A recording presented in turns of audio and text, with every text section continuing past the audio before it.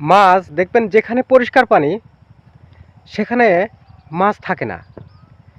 দেখবেন যেখানে কাদা ময়লা আবর্জনা ঘোলাটে পানি সেখানে দেখবেন মাছের ছড়াছড়ি, কারণ মাছ পরিষ্কার স্বচ্ছ পানিতে থাকতে চায় না।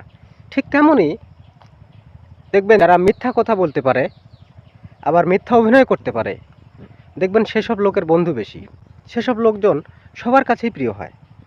আবার দেখবেন তারা সবসময় যেটা বলে মানুষ সেটাই বিশ্বাস করে।